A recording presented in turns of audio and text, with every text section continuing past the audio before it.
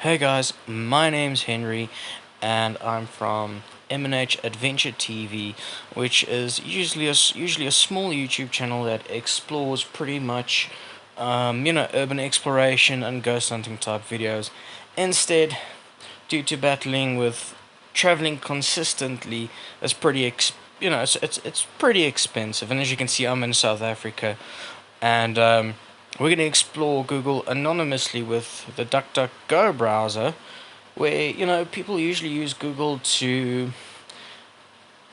Google ordinary things, recipes, and the weather, and what the heck is wrong with their cat or dog or whatever. Instead, we're gonna find out stuff like who's worshipping Shrek, and just explore things in general that people usually do not explore. Now, if you can excuse me for that cringy intro, we're gonna dive right into our first. We have the infamous Heaven's Gate. So if you guys don't know what Heaven's Gate was, they were like a religious cult from, I think, the 70s, and then they all committed mass suicide in 1997. Which is pretty crazy, and the website's actually still up. So we're gonna have a look at the website. This video we're just diving into more kind of surface level stuff that people have, that people are just overlooking and have forgotten about. I'll probably think about making a part two, and I mean I'll just do it for fun.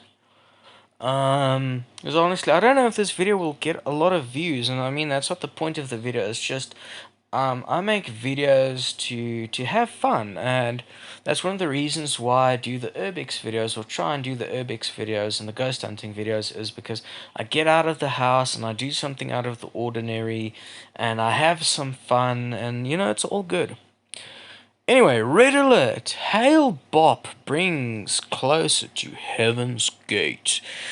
As was promised to the keys to the Heaven's Gate, are here again in Tai and Do, the UFO 2, as they were in Jesus and his father 2,000 years ago. So, we're gonna read it into this a little bit more, but I think, if I'm not wrong, they believed like that Jesus was an alien or something like that. I don't know. This was really whack. And then, I mean, everybody just committed suicide. Like, they just committed mass suicide because they believed if they died that they would transcend to heaven, and that a extraterrestrial craft would come down and take them to space. Something like that. Anyway, whether Hale Bopp as a companion or not is irrelevant from our perspective. However, this arrival is joyously very significant to us at Heaven's Gate. The joy is that our older member in the evolutionary level above human. I hope I'm reading this correctly. Interesting fact about me, I've got dysgraphia, which means I find it kind of actually difficult to read big pieces of information like this. So, yeah, you guys pretty sure should have hit that like button and say thank you. um, Anyways, where was I? Here we go. The kingdom of heaven has made it clear to us that Hale Bopp approach is the marker we've been waiting for. The time for the arrival of the spacecraft from the level above human to take us home to their world. In the literal heavens, our 22 years of classroom here on planet Earth is finally coming to conclusion. Graduation from the human evolutionary level. So these people are like, well, they believe that they'll transcend past the human form. Interesting. We are happily prepared to leave this world and go to T's crew. I presume T is an alien or some stuff like that. If you study the material on this website, you will hopefully understand our joy and what our purpose here on Earth has been. You may even find your boarding pass to leave with us during this Yeah, ESCOM should just leave us alone. To leave with us during this brief window. This is just extra.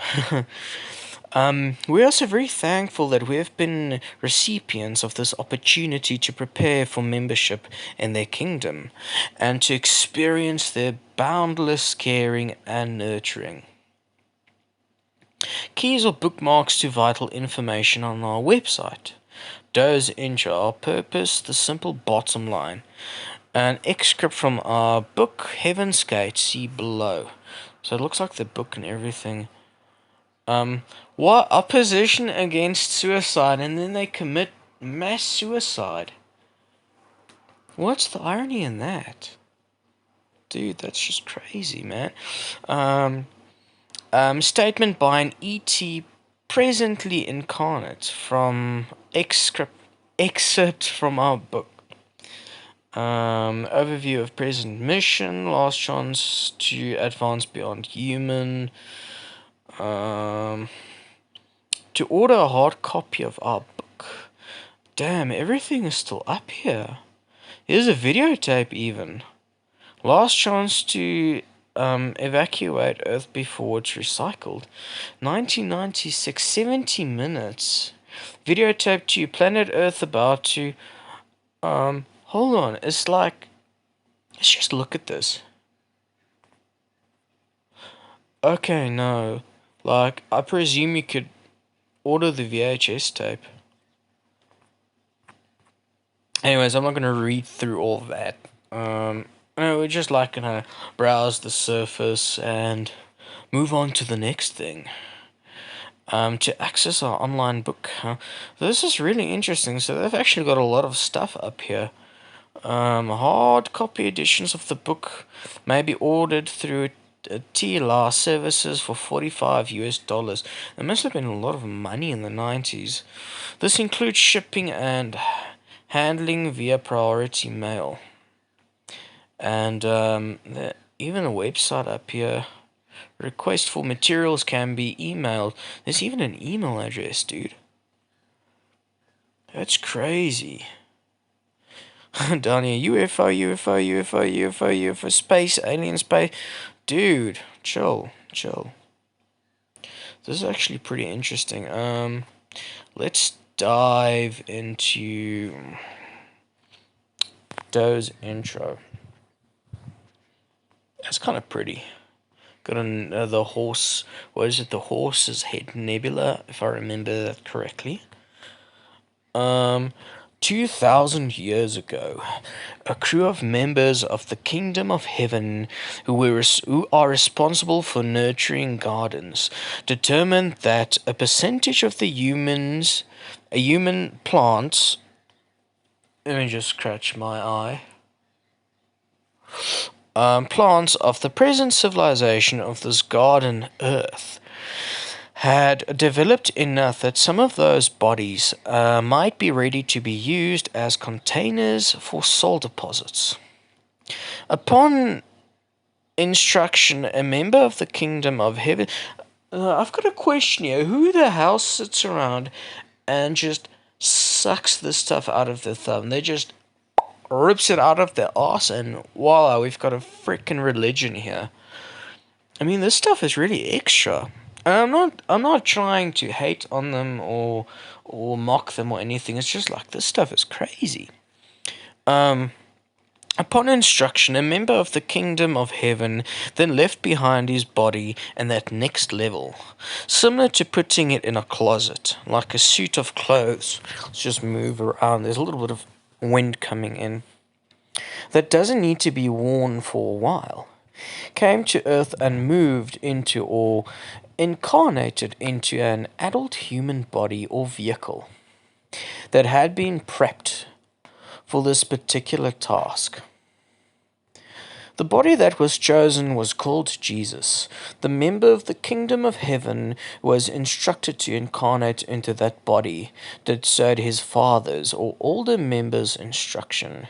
He moved into or took over that body when it was 29 or 30 years old. At the time referring to as its baptism by John the Baptist. There's a little bit out of the Bible.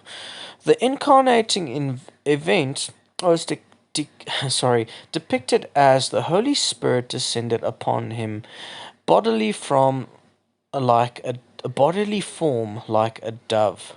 Luke 3:22. That body named Jesus. Once again, I apologize if I make some mistakes here and there reading, because I'll probably do these on Friday afternoons after work when I'm pretty tired.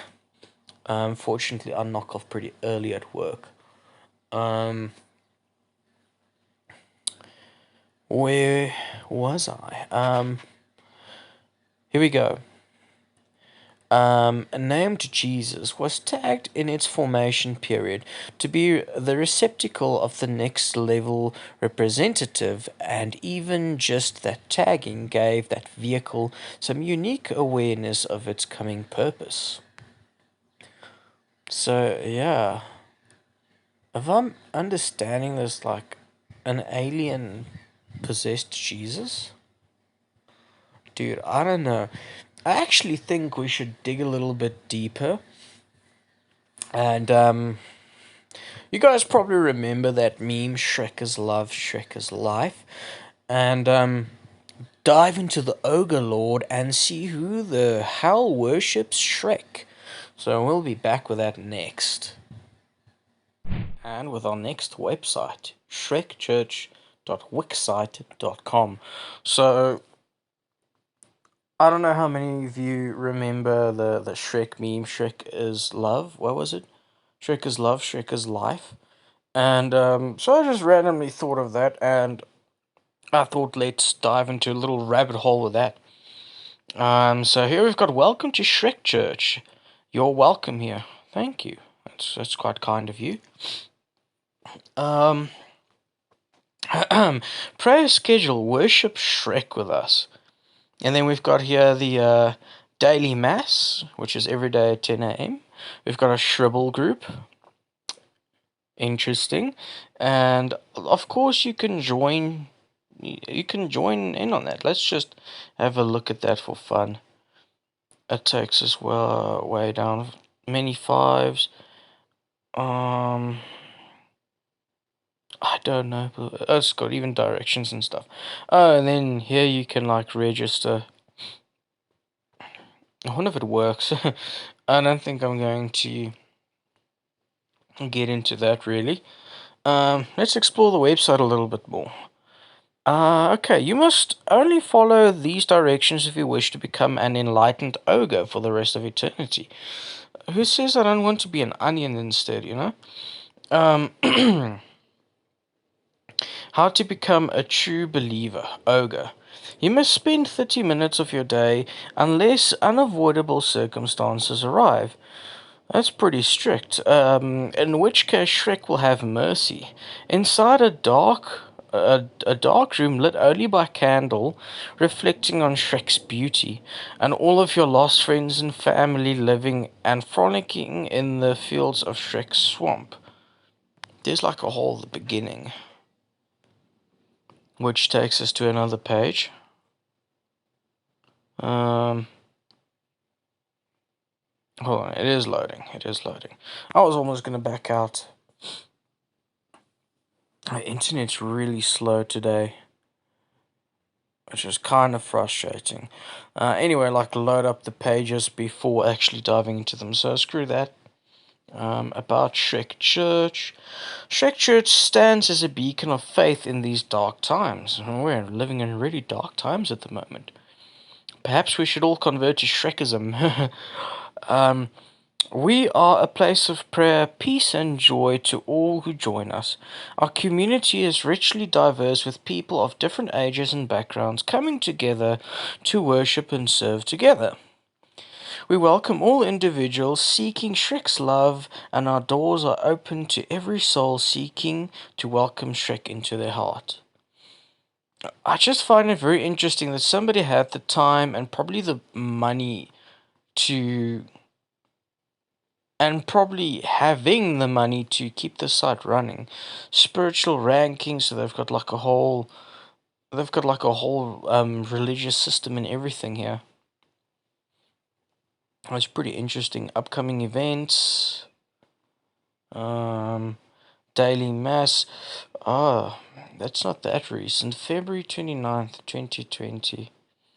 Heaters Road. So yeah, perhaps it is dead. Okay, it's in America, Nevada. Austin Boulevard. Um, Ash Street. Oh, well, anyway, I think let's head over to the next website. And next we've got documenting reality. Now this is a pretty obscure topic, to be honest. I remember many years ago, on a lot of you guys will probably remember this TV show, Ripley's Believe It or Not. They actually had a little segment, I guess, in the show where they spoke about this, the strange Thai water elephant.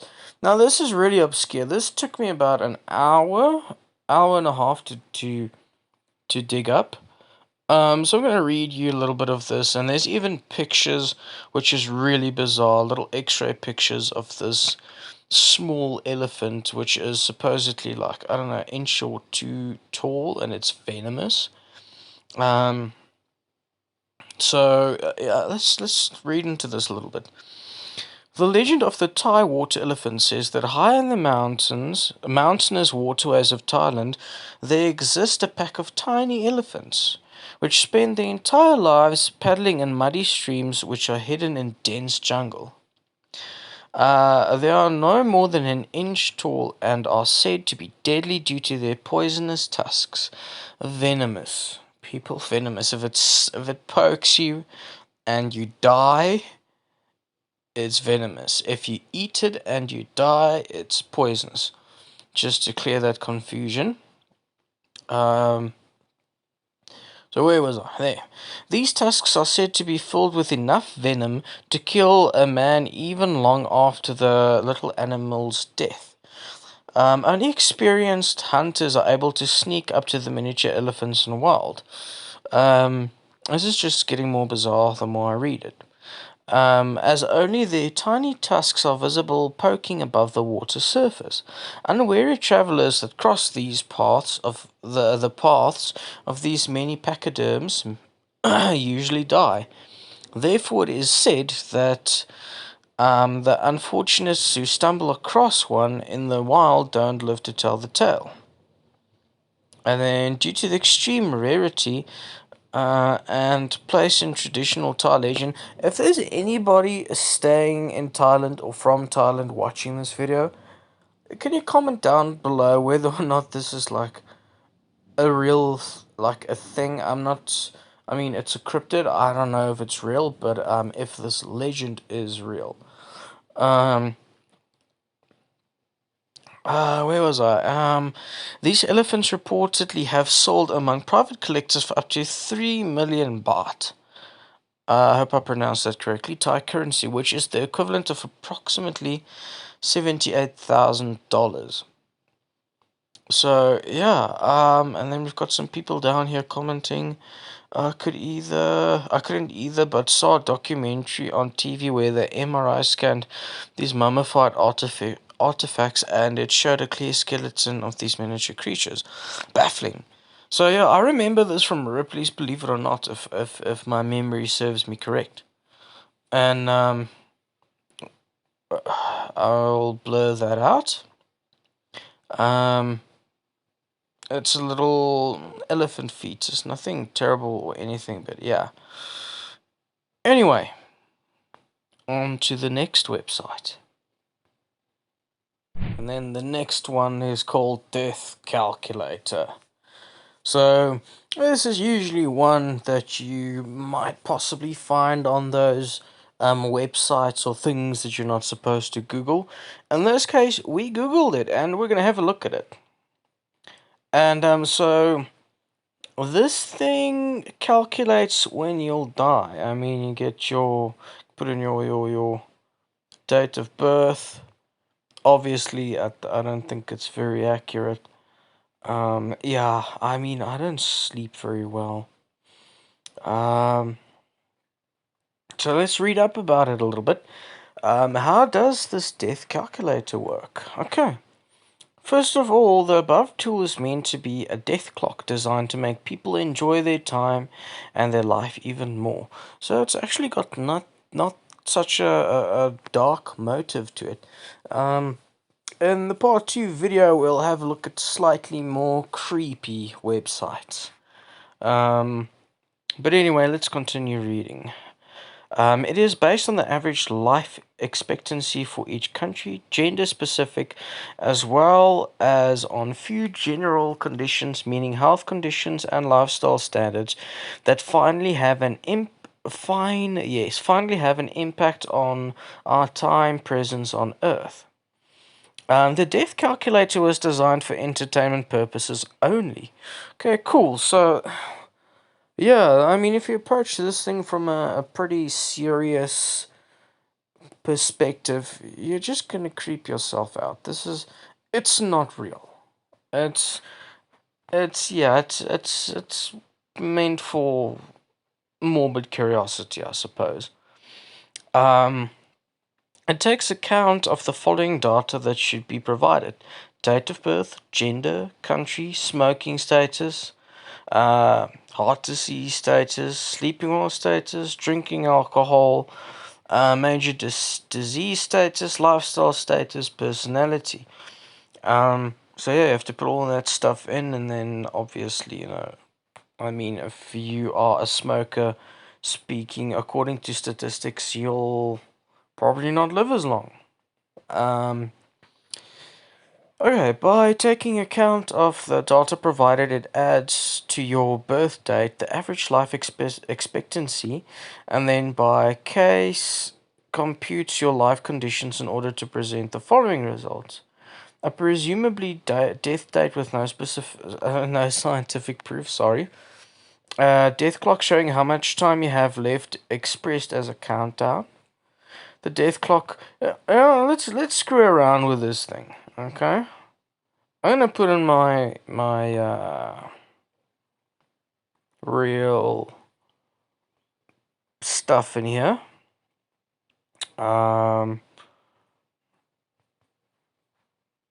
Like that. Smoking, no. Heart disease, no. I sleep terrible, no. Any major diseases, no. Definitely like that. Personality, neutral. And then let's calculate.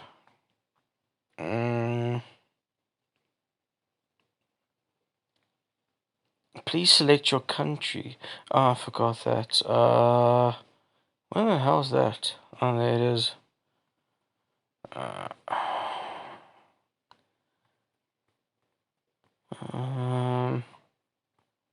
Damn, son. Really down at the bottom. Yeah, there we go. And now, let us see what we get. This funny death calculator knows that this kind of creepy and this is kind of creepy and might come as a surprise for you, but based on the average expectancy of your country and your general status specified, you're going to die on Thursday, May 13th, 2055. So I shall be yeah, in my early 60s. Disclaimer, please note the death calculator is a funny tool. Yeah. It's like my sense of humor. Anyway.